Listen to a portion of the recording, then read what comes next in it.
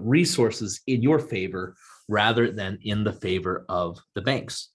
And so we're specifically talking today about a strategy that that we've used within our community called velocity banking. So I've seen a lot of entrepreneurs, business owners, real estate investors use this to pay down their debts very quickly. And I have to tell you guys that many of the people that I have seen that have used this, they've been entrepreneurs for years and they've been doing very well in their business. But this one little piece took what they were doing in building their wealth to a whole new level. In fact, I have a couple that are on my team, and she was actually a coach for one of the other real estate investing organizations out there. I don't have to mention their name, but they have a pretty big forum online. A couple of the owners have their TV show that they do. And people would spend upwards of $60,000 before they could meet with my friend as a coach. And, she did everything she could to give as much value as possible, but they didn't have these other strategies in this other organization. They weren't teaching how to use your money differently. And so there was some great strategies in making money, but she actually ended up shifting over and joining my team in a different, in the organization that I work with, because she felt like we were doing more service to people through the community aspect of what we do, and of course through these additional strategies. So here's what I want to share with you by the end of this, and we're going to go through this information fast, but I would like to show you guys how you can pay off all of your debt and 10 rentals in the next 10 years. Okay. So you're going to pay off all of your debt and 10 rentals in the next decade. And the way that we're going to do this is we're going to use some good friends of mine and their example, John and Jenny stock photo. Yes, that is their real name. No, they are not real people. So we're just going to use a very standard example of, people that have lives that you can probably relate to. Okay. John and Jenny stock photo are everyday Americans. They have a house with a mortgage. They have a car with a loan on it. They have credit card debts. They have 2.5 kids. You can see the little half kid down there, and a dog. Okay, just that's everyday America, right? Husband, wife, 2.5 kids, a dog, and they've got a bunch of debt. So, disclaimer: this is a hypothetical example. If you didn't realize this when I said it, John and Jenny stock photo are not real people. This is a hypothetical example. It's just really there to give you an idea of what the strategy is. And we're now in no way predicting a similar result to you. So John and Jenny stock photo come in. They're bringing in $5,000 a month. Okay. So between the two of them, they're bringing in $5,000 a month. And where do they put that money? They put it right into a checking and a savings account. Typically, it goes into checking first. And the reason why it goes into checking first is they have bills to pay, right? So they have $1,200 on that mortgage. It's a $200,000 mortgage, 30-year note, 6% interest. They have a car, $600 a month, $12,000 balance, 6% interest, right? Now we're going to talk about those percentage rates here in a minute. And if you're saying, where can I get a $200,000 house, or why do I have to pay 6% interest, or, just guys, stick with the example for now. You can change the numbers and be more specific to yourself in the future. So just bear with me. We're just trying to use real standard, very conservative examples. All right.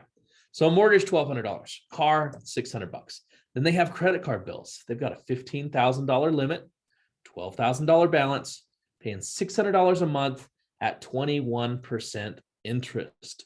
So as you guys probably know, with those credit cards, it would take them many, many, many years to pay off if all they do is make the minimum payment. Okay. And then you've got your lifestyle. Now, this is the stuff that you're not necessarily really going to change, right? I mean, there's definitely philosophies out there that will tell you to scrimp and save, and they want you to eat beans and rice, and they want you to carpool, and they want you to do all these things. And we're not telling you to change your lifestyle in this scenario, right? So we're going to stick with the same lifestyle. So $1,200 a month, and that's, going to be food, gas. That's going to be the, soccer for the kids, whatever it is. $1,200 a month in lifestyle. So that leaves them with $1,400 a month in savings. Now, we all know that savings most of the time isn't really savings, right? And we're talking short-term and long-term savings. So some of that might be going to a retirement account right now and making, 1 or 2%, and then, losing every, 5 or 10 years when they have a big stock market crash. Or it might be traditional savings, which goes into the savings account. It sits there for a while and it builds up, but then most people don't really plan for general maintenance. And so when they need new cars on the tire, when they have a medical expense, when they have any sort of major maintenance, or even sometimes to, pay for those soccer games, or I guess it's, you pay for the season, or I don't know what you pay for. Do you pay for the uniforms? I know there's big expenses with kids in sports. And so many people don't plan for those. And so that money comes out of savings. So most people, it's $5,000 in, $5,000 out. And that's the scenario of John and Jenny stock photo, right? 5,000 in, 5,000 out. So their cash flow is zero.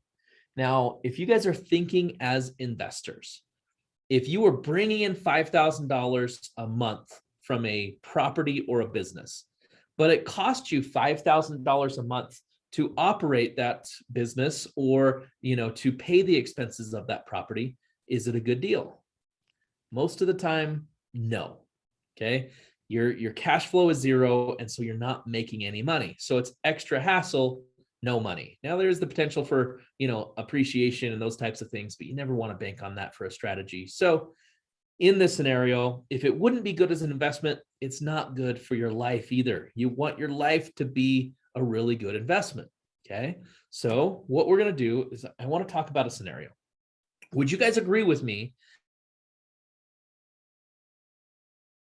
Typically, I'm doing this in front of a live audience. So just agree with me, or would you agree with me? 32 degrees is the freezing point of water. We're talking fresh water at sea level. Now, I asked this in front of audiences many, many times. Usually they will say, absolutely. And I ask the question, what about Celsius? And they say, oh, no, that's Fahrenheit, right?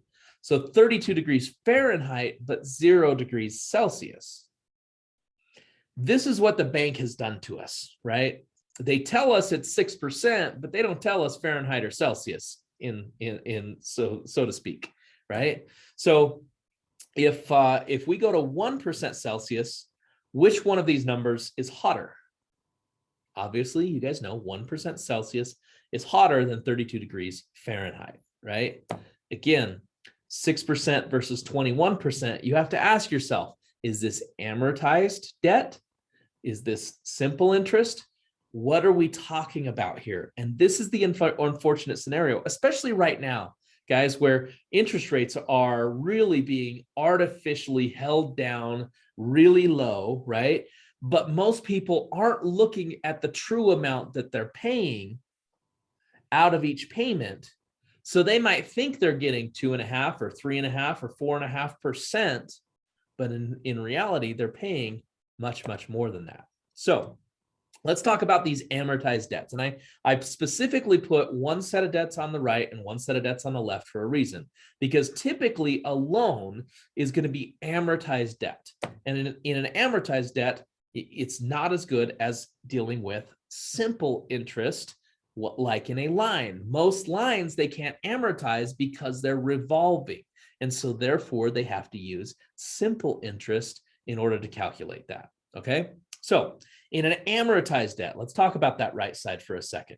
What the bank tells you is, you know what, come in here and, we'll borrow you this $200,000, you pay us $1,200 a month and it's going to be 6% interest.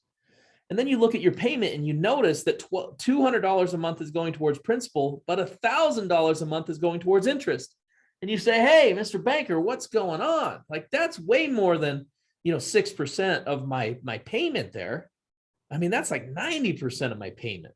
Why is so much going towards interest? And they say, oh, don't worry about it. Let me show you this little graph. You see this graph? If you look, there's a midway point a little bit further down the road. And in that scenario, you're going to be paying an equal amount. And then when you get on the other side of that, it actually goes really steep in the opposite direction to where you're going to be paying towards the end of this note, you'll be paying $1,000 towards principal and only $200 towards interest. So good consumer, please just don't ask any questions and just keep making your payments. And 30 years down the road, it all evens out. Don't worry about it. The thing is, banks know human behavior.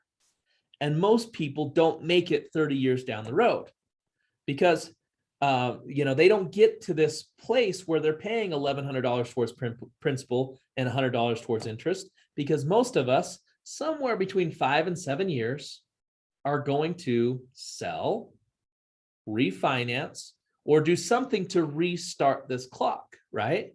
You're going to get a second mortgage, you're going to refinance completely, you're going to sell, and you're going to upgrade, and you're going to buy something else. And every single time you do that with an amortized note, you restart the amortization schedule. So if you're always paying 80 to 90% of your payment towards interest, can you really say you're paying a low interest rate? This is where the banks have basically brainwashed us into giving them so much money. And that's why there's more banks that do mortgages than anything else, right? Because they make more on a mortgage than they do on a a cash advance loan, right? You hear about these cash advance loans where people are paying, a couple $100 or like 100% interest or a couple 100% interest. But the thing is, those things are short term. So those people pay that, but they usually pay them off quickly. And they also have a really high default rate. With mortgages, guess what? People are still paying that high amount, but they're paying it long term. And they're resetting it over and over and over again. And the default rate on a mortgage is pretty low. And even when they do default, what does the bank get?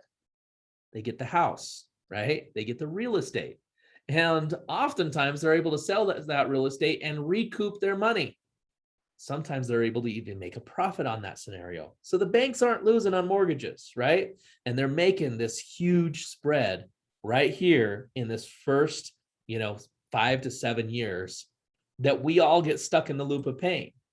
I typed this out on an amortization schedule, and you guys can do this for yourself, okay? When I first did this, I just literally Googled amortization schedule. So you can do the same thing. I typed in $200 mortgage. I typed in 30-year term. So that's 360 months, 6% interest. As you can see, the numbers I showed you are in line, right? It's $1,200 a month that we're paying, right? So I then calculated and I went down the line and I thought for a minute, if we were to go and pay off $1,200 from that, $12,000, sorry, $12,000. If you look at the scenario here, in order to pay off $12,000, if you come back here, you're actually, 52 months in to pay off $12,000. Think about that for a second.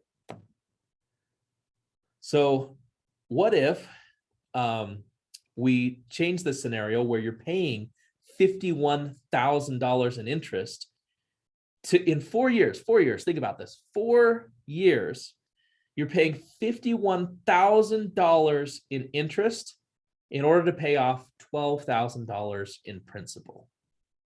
It's kind of a crazy scenario. So we want to show you a different way, okay? The different way is if you move that money over to lines, that interest is charged differently. You're only charged interest on what you owe, and your principal is liquid, meaning if you have access on that line, you can spend the money.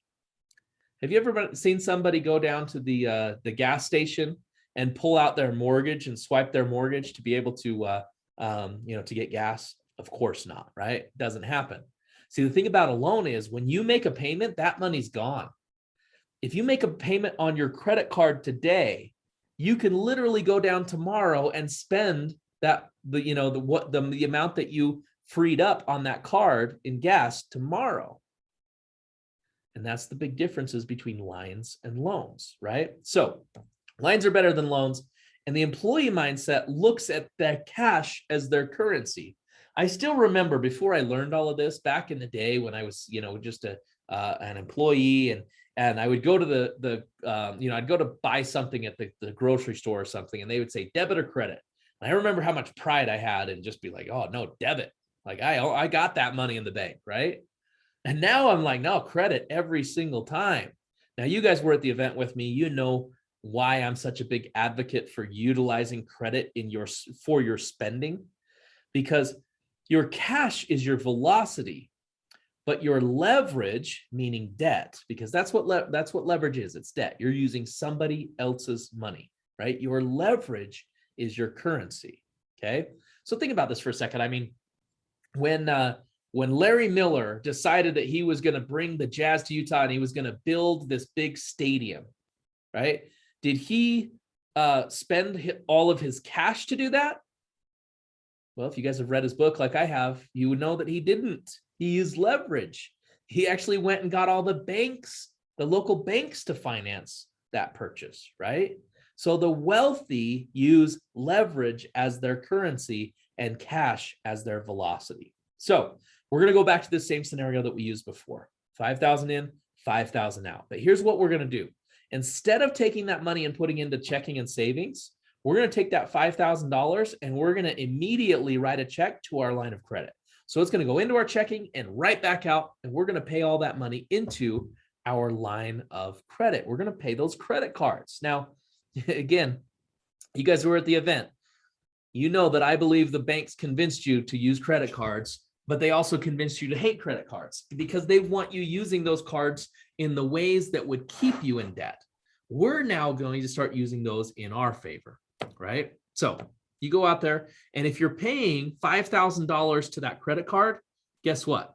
You don't have to pay $600 a month additional towards that credit card, because when you put that money into the line, they look at that as a payment.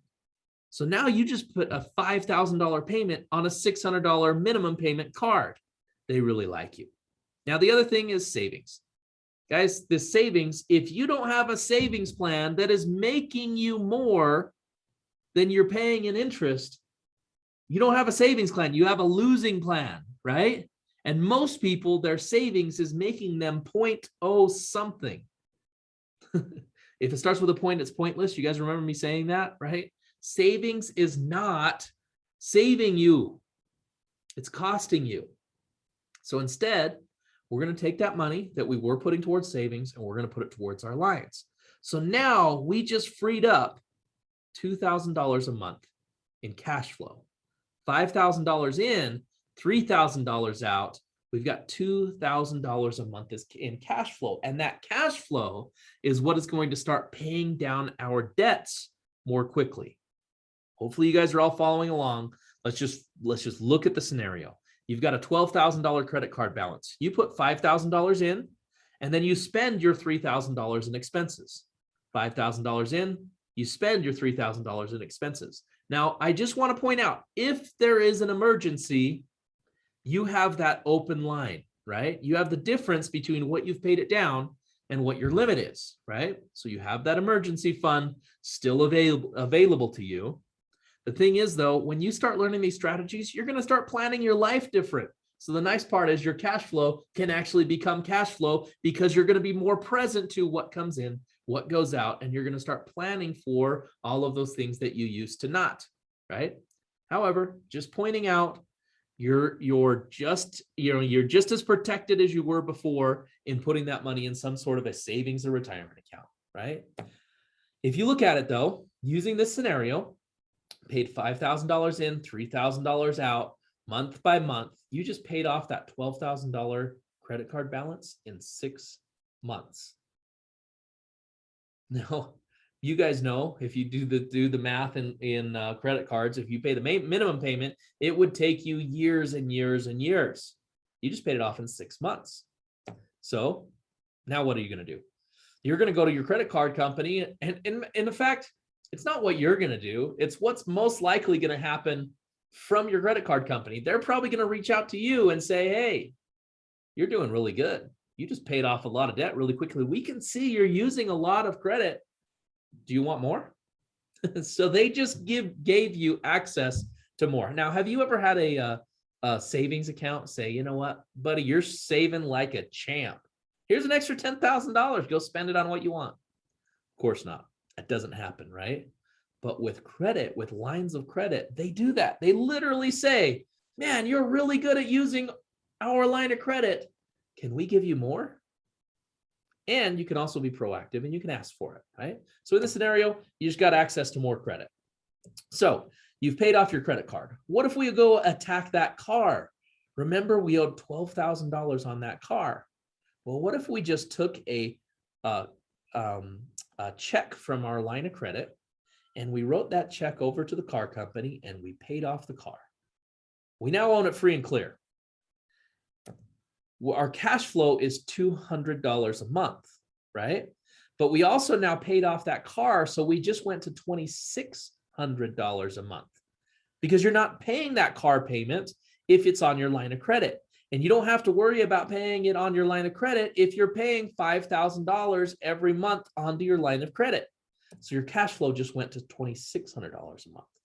You guys following me? You've got that same you now have that $12,000 balance again. And guess what? You just paid it off in 4.5 months. So 4.5 months, you now paid off your car. Problem is now you're debt free. You never thought that would be a problem, right? To pay off all your debt, your credit cards are gone, your car payment. So you do have some debt though, but it's debt that most people are used to. You have this big old house over here, or I should say big old mortgage, right? You've got a house, you've got a mortgage. What we're going to do is we're going to start attacking that debt. This is the strategy, right? You can start attacking that debt. So $12,000 principal only payment.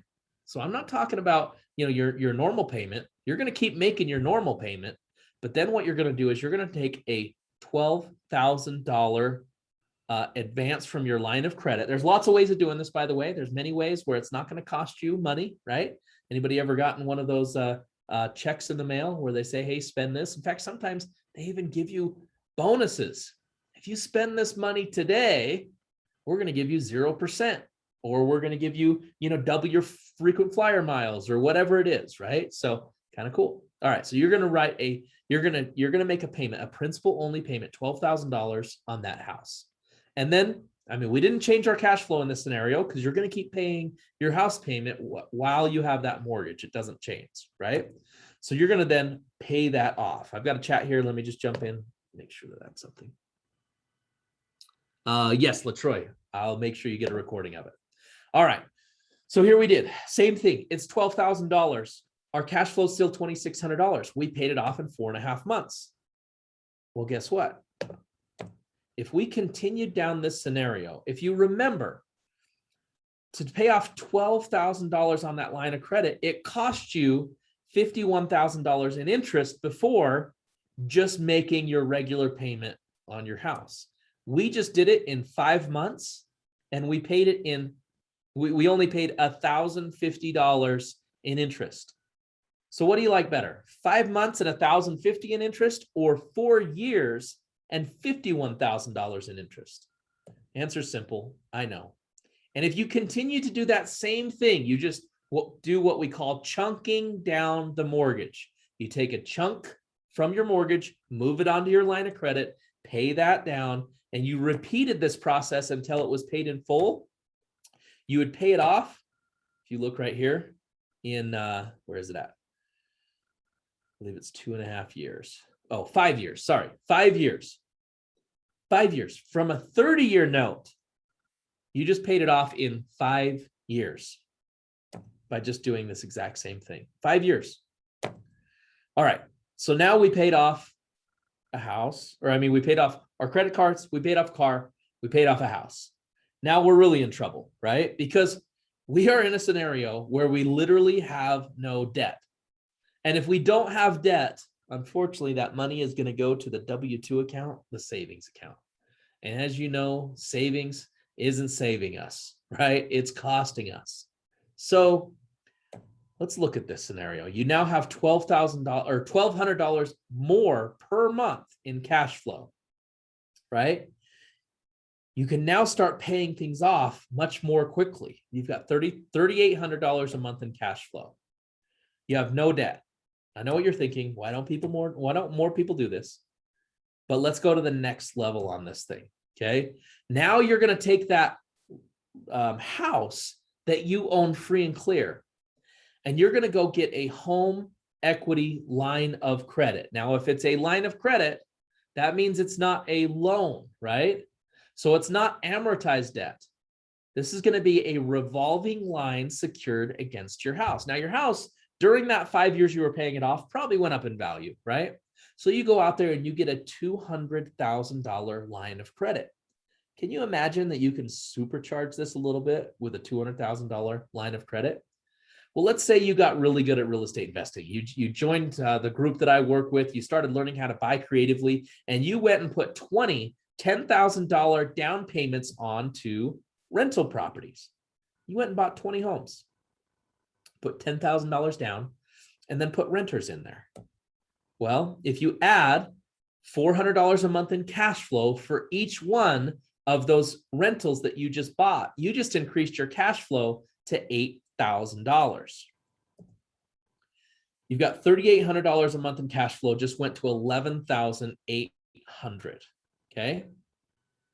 11,800. You've got 10 rentals, and you're using your line of credit, and you're going to pay that off in 16 months. That $200,000 line of credit, you pay it off in 16 months by using the cash flow from your rentals. Remember here, I haven't told you to change your lifestyle. I didn't tell you to go buy a Ferrari or upgrade your house. I'm saying keep the same lifestyle. Now, I'm not asking you to take anything less either.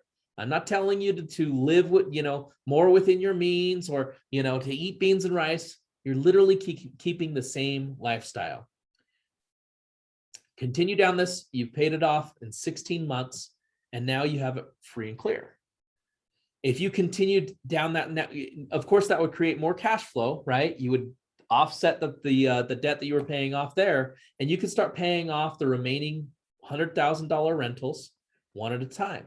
So if you increased your cash flow by $800, you paid off your next one in 8.5 months. You had another $800 a month in cash flow. The next one you pay off in 7.9 months. Add another $800 a month in cash flow. So this is just following this simple scenario. You could, by year 10, pay off all 10 of your rentals, or I should say 10 of your 20 rentals, we should say, right? 10 of them are owned free and clear. Now, this gets to the point where you start deciding, do I want to up my game? Most of us will think back to our childhood when we're playing that game of Monopoly, right? And we were buying those little green houses. And when we got enough little green houses, we could upgrade to the big red hotel. Well, folks, that's exactly what you can do in real life utilizing this scenario. So John and Jenny were stoked, right? John and Jenny stock photo were stoked when they learned the strategy, and they went out and made it happen. Here's what I would like you guys to do. Go out and make it happen. But I will tell you that you have the basics of this strategy, right? You have enough of this strategy to probably be a little dangerous, because there's lots of different lines of credit. There's lots of different debt instruments out there. You want to know how to use each one. And you also want to know how to properly analyze those real estate deals so that you're getting properties that are going to make you money and not cost you money. Okay. So if all you got from this is you're going to go out there and use your money differently, then, I tip my hat to you. Congratulations. If you want a resource of people that can help you through this process, I invite you to come get more connected with the group that taught me how to do this stuff, which is Renatus. Okay. I don't have a slide for it here. I don't have the pitch. I'm not going to go through all of the stuff, guys, because this either calls to you or it doesn't. Now, I will say that I have an event that